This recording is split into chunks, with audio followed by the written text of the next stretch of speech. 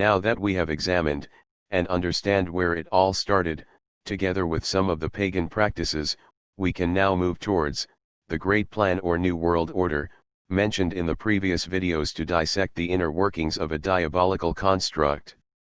The Great Plan, completely and utterly dominates the world, as you will begin to discover.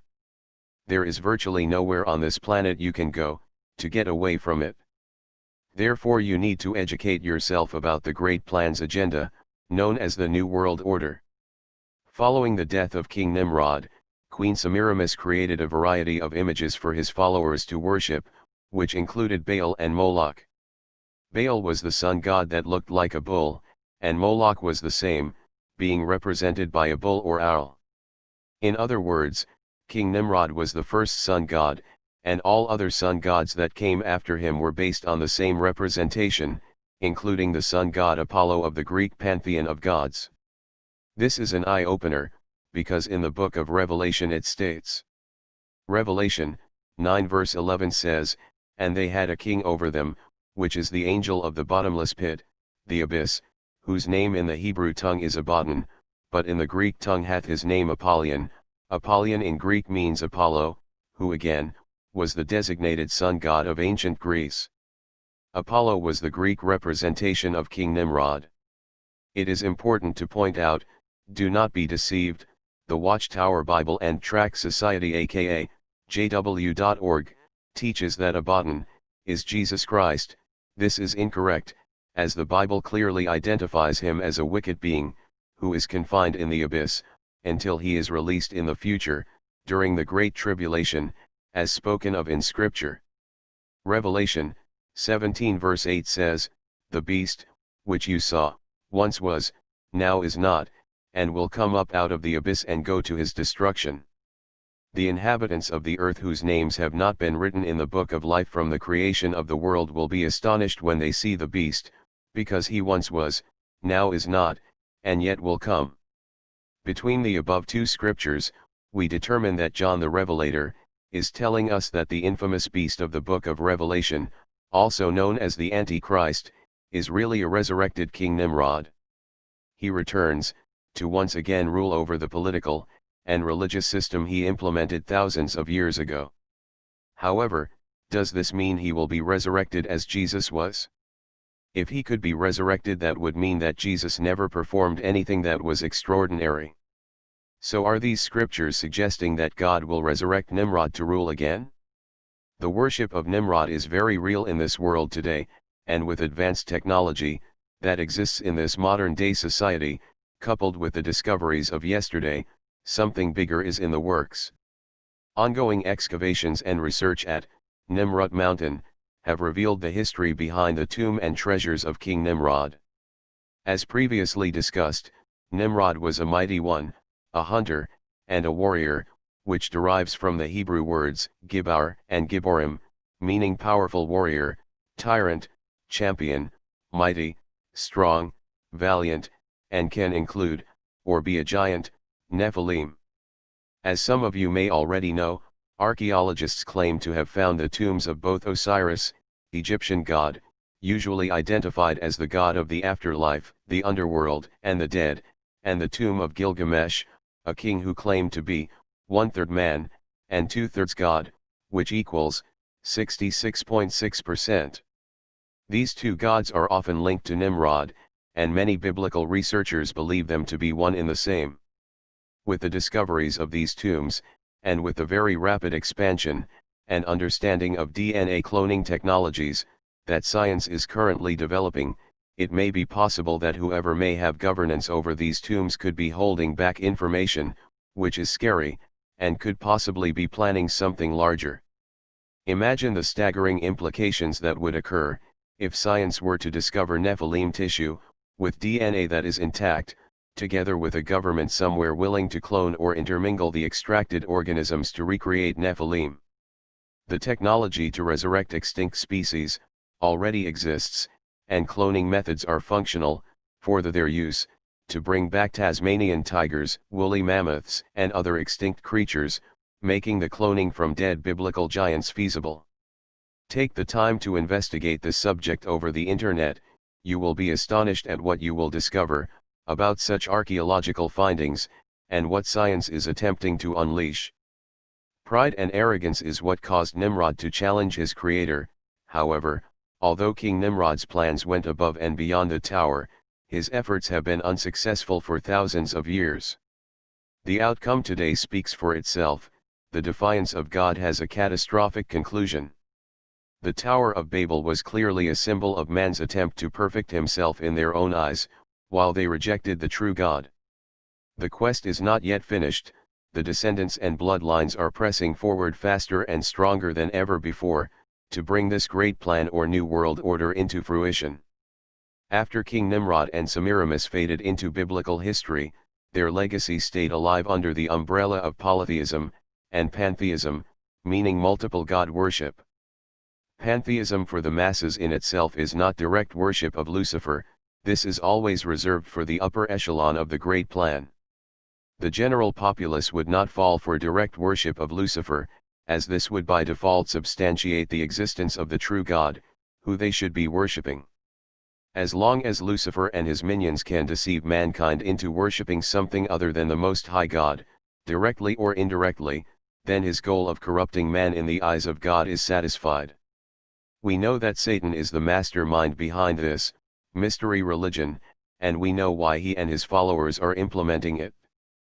Hence, because Nimrod is still being worshipped today through the mystery religion, and we know why, but who is behind it?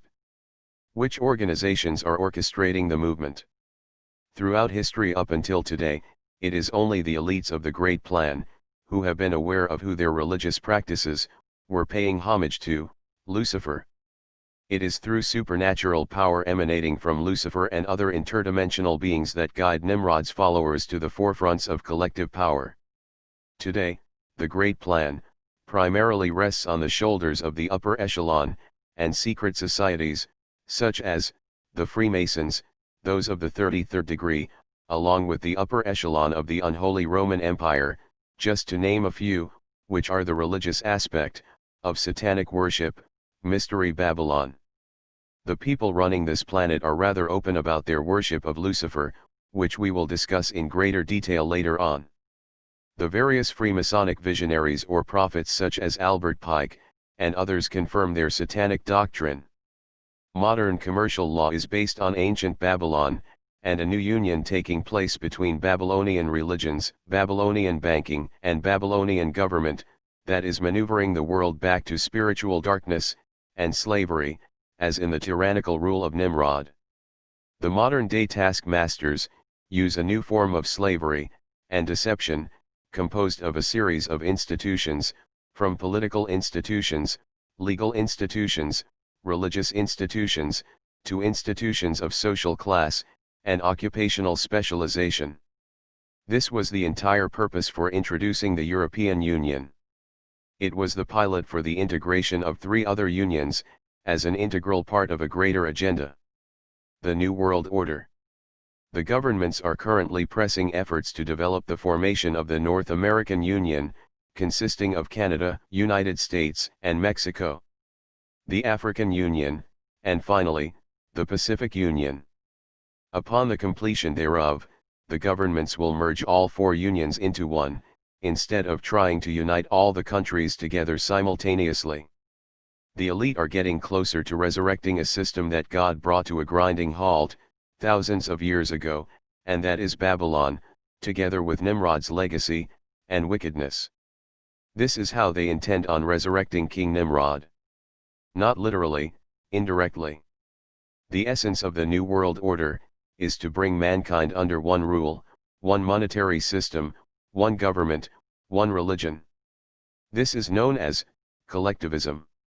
As societies press forward in support of the New World Order agenda, or a civilization of collectivism, the United Nations Director of Planetary Initiative, Davis Spangler, had this to say. No one will enter into the New World Age, unless he or she will make a pledge to worship Lucifer. No one will enter the New Age unless he or she will take the initiation. John E. Rankin, a U.S. congressman, had this to say, the United Nations is the greatest fraud in history. Its purpose is to destroy the United States. UN World Constitution states, the age of nations must end. The governments of nations have decided to order their separate sovereignties into one government to which they will surrender their arms. The first president of the United Nations General Assembly, Paul-Henri Spaak, who was also a prime minister of Belgium, and one of the early planners of the European Common Market, as well as a Secretary General of NATO, affirmed, "We do not want another committee, we have too many already. What we want is a man of sufficient stature to hold the allegiance of all the people, and to lift us up out of the economic morass into which we are sinking. Send us such a man, and whether he be God or devil, we will receive him." Quoted by Davis Spangler. Let me introduce you to the RFID chip, which is an acronym for Radio Frequency Identification, and what many would consider it to be, the mark of the wild beast 666, spoken of in the book of Revelation. The new RFID chip, known as the killer microchip, contains a lethal dose of cyanide, that can be remotely triggered, sending the poison into a person's skin. The Fox News reporter that introduced the segment, can be heard saying that the chip will kill you, if you get out of line. This is no longer a question of whether this type of technology could be used to control the world's populations, this is a matter that it will, for this is its whole purpose. We are on a very slippery slope with the New World Order on the horizon. Is the RFID chip truly the mark of the beast? This is a matter that everyone has to determine for themselves. It is my understanding that the mark of the wild beast is that of a mark of ownership, pledge allegiance to, worship, bow down to, or an act of obeisance. Therefore, is this the mark the revelator of the book of Revelation that was referring to? Let me remind you what the United Nations Director of Planetary Initiative, Davis Spangler, had to say: no one will enter into the New World Age, New World Order, unless he or she will make a pledge to worship Lucifer. No one will enter the New Age unless he or she will take the initiation. Now that we understand that the rulers behind the New World Order have prepared a means of control for all those who get out of line, let's now examine the three major components of the New World Order: money, government, and religion.